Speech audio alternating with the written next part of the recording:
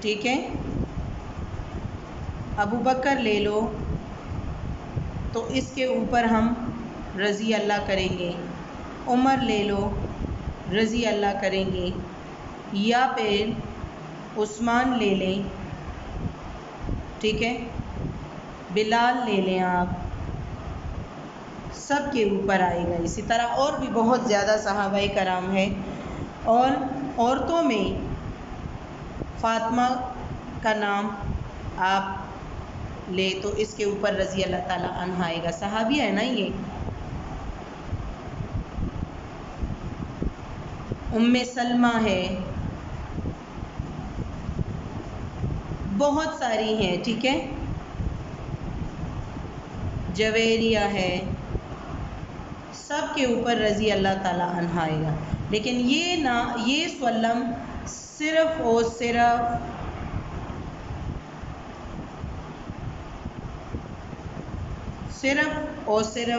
حضور صلی اللہ علیہ وآلہ وسلم کے صرف اور صرف حضرت محمد کے نام پر آتا ہے،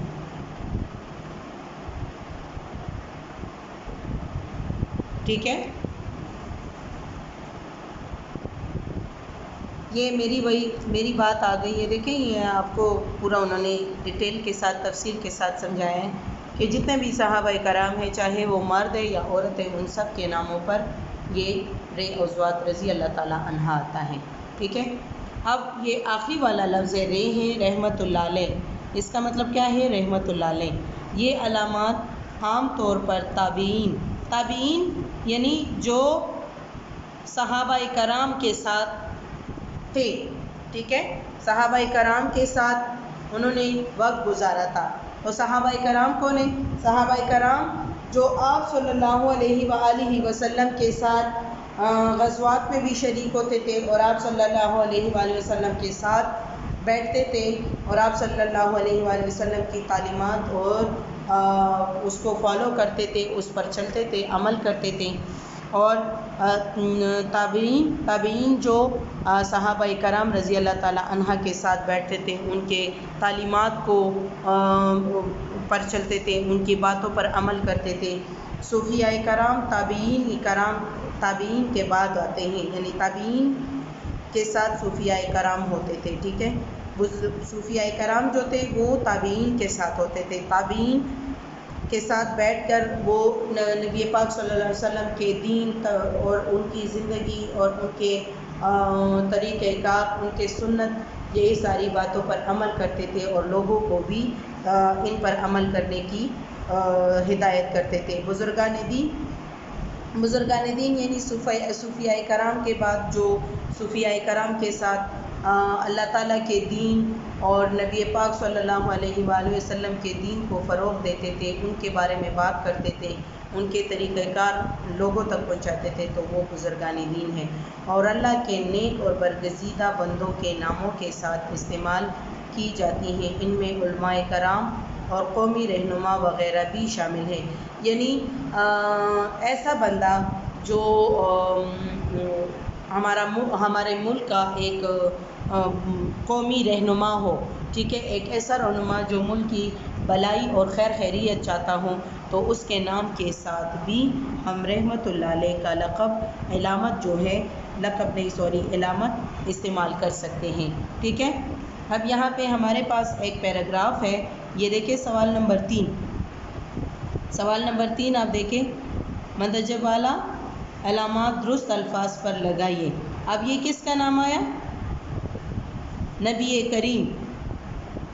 نبی تو بہت سارے ہیں، تقریباً کم و بیش 1,24,000 انبیاء کرام ہیں، ٹھیک ہے نا، لیکن اس کے ساتھ لفظ کریم استعمال ہوا ہے، لکھا ہوا ہے، ٹھیک ہے۔ تو یہ اس کا مطلب ہے کہ آپ صلی اللہ علیہ وآلہ وسلم کی بات ہو رہی ہے، حضرت محمد صلی اللہ علیہ وآلہ وسلم کی بات ہو رہی ہے، ٹھیک ہے۔ آپ دیکھیں صحابہ جتنے بھی صحابہ کرام ہیں، تو اس کے اوپر کیا آئے گا؟ رضی اللہ تعالیٰ عنہ۔ شاباش، یہاں پہ آپ دیکھیں رضی اللہ تعالیٰ عنہ. ٹھیک ہے، یہ دیکھیں حضرت بلال رضی اللہ تعالیٰ عنہ. اب یہاں پہ دیکھیں حضرت بلال کی بے مثال محبت پر تو علامہ اقبال نے ایک خوبصورت نظم بھی لکھی ہے. اب علامہ اقبال کا یہ دیکھیں، علامہ اقبال کا نام آیا ہے. اب آپ سوچیں گے کہ علامہ اقبال تو صحابہ کرام میں نہیں آتے اور اس میں بھی نہیں آتے، تو یہ ہمارے بزرگان دین، یہ قومی رہنما ہے ہمارے.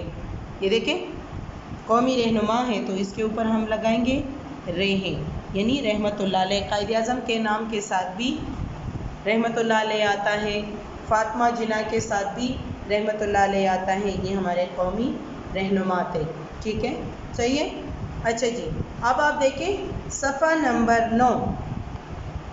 صفحہ نمبر 9 پر آپ دیکھیں، صفحہ نمبر 9 پر سوال نمبر 4 ہے، ان الفاظ کی جمع بنائیے. ٹھیک ہے، ان الفاظ کی جمع بنائیے.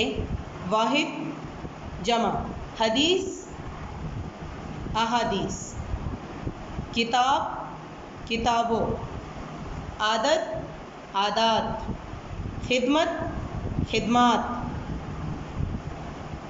حالت حالات، وقت اوقات. ٹھیک ہے، سمجھ آ گئی ہے؟ یہ آپ نے واحد کے جمع بنا دیے. سوال نمبر 4، واحد اور جمع کو مثال کے مطابق ایک ہی جملے میں استعمال کیجیے. ٹھیک ہے، غور سے پڑھیں. واحد اور جمع کو مثال کے مطابق ایک ہی جملے میں استعمال کیجیے. صحیح ہے، یہ سوال نمبر 4 ہے. مطلب مثال کے طور پر یہ مثال آپ دیکھو، میں نے یہ حدیث. اب حدیث لفظ کیا ہے؟ واحد ہے نا، یہ واحد ہے. اس کو ہم نے تبدیل کرنا ہے کس میں؟ جمع میں. میں نے یہ حدیث احادیث کی کتاب میں پڑھی تھی. صحیح ہے، سمجھ آ گئی ہے؟ اسی طرح یہ اب لفظ لے عادت، یہ لفظ آپ لیں عادت، اس کا ہم ایک جملہ بناتے ہیں. اس کا ہم جملہ بنائیں گے. جی بچے، تو ہم نے سوال نمبر 4 کا پہلا حصہ کیا کہ واحد کو جمع میں ہم نے تبدیل کر لیا. ٹھیک ہے، اب سوال نمبر 4 کا حصہ نمبر ب ہے، واحد اور جمع کو مثال کے مطابق ایک ہی جملے میں استعمال کیجیے.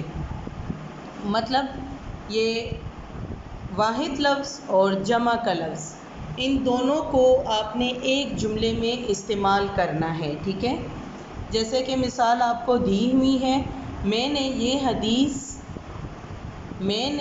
حدیث احادیث کی کتاب میں پڑھی تھی. یہ ایک مثال تھی آپ کے پاس جو اس کی لکھی ہوئی ہے.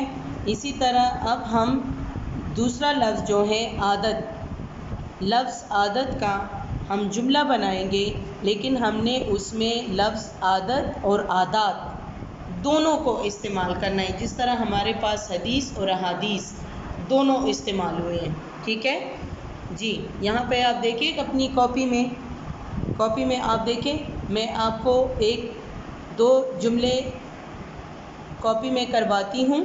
ٹھیک ہے، سب سے پہلے تو آپ نے واحد جمع لکھ لیے. ٹھیک ہے، اس کے بعد آپ نے سوال نمبر 4 حصہ ب لکھ لیا، واحد اور جمع کو مثال کے مطابق ایک ہی جملے میں استعمال کیجیے.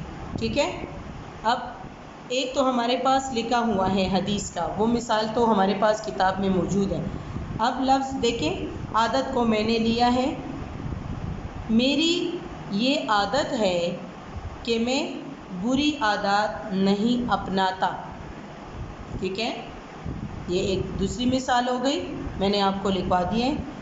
اس کے علاوہ بھی اگر آپ کے ذہن میں کوئی بھی آتا ہے ایسا جملہ تو آپ بنا سکتے ہو. ٹھیک ہے، کوئی بھی آپ کے ذہن میں ایسا جملہ آتا ہو تو آپ بنا سکتے ہو، لیکن آپ نے لفظ عادت اور عادات دونوں ہی ایک جملے میں استعمال کرنے ہیں، ٹھیک ہے؟ جیسے کہ یہ بھی لے سکتے ہو، علی کی ایک اچھی عادت یہ ہے کہ وہ جھوٹ نہیں بولتا، لیکن اس کی کچھ بری عادات بھی ہیں، ایسا بھی آپ لے سکتے ہو، ٹھیک ہے؟ لیکن آپ کا ایک جملے میں استعمال ہو دونوں۔ دوسرا جملہ ہے ہمارے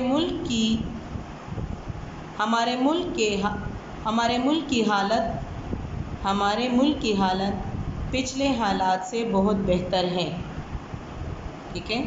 ہمارے ملک کی حالت پچھلے حالات سے بہت بہتر ہے، یہ بھی ایک مثال ہے۔ دیکھو اس میں میں نے حالت اور حالات دونوں کو استعمال کیا ہے۔ اب یہ ایک دوسرا جملہ ہے، قرآن مجید ایک ایسی کتاب ہے جو تمام کتابوں سے افضل ہے۔ قرآن مجید کی کتاب تمام کتابوں سے افضل ہے۔ یہ دیکھیں قرآن مجید، یہ آپ شارٹ کٹ بھی کر سکتے ہو، یہ دیکھیں قرآن مجید کی کتاب، قرآن مجید کی کتاب تمام کتابوں سے افضل ہے، ٹھیک ہے؟ یہ بھی آپ کر سکتے ہو، سب سے آسان، قرآن مجید کی کتاب تمام کتابوں سے افضل ہے، یا قرآن مجید ایسی کتاب ہے جو تمام کتابوں سے افضل ہے۔ ایک ہی جملے میں ہم نے استعمال کرنا ہے نا، ٹھیک ہے؟ قرآن مجید ایک کتاب جو تمام کتابوں سے افضل ہے، ٹھیک ہے؟ یہ شارٹ کٹ بھی آپ کر سکتے ہو۔ اچھا جی، یہ دو الفاظ میں آپ کو ہوم ورک دیتی ہوں۔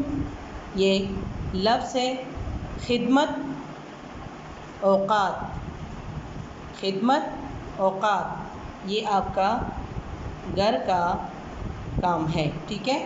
یہ آپ نے اسی طرح کاپی میں لکھ لینا ہے، سمجھ آ گئی ہے؟ یہ آپ کا ہوم ورک ہے۔ امید کرتی ہوں کام اچھا لگا ہوگا، آپ نے شوق سے کیا ہوگا اور آپ کو سمجھ بھی آ گئی ہوگی۔ انشاءاللہ اگلی کلاس میں نئے سوال کے ساتھ ملیں گے۔ اپنا خیال رکھیے گا۔ اللہ حافظ۔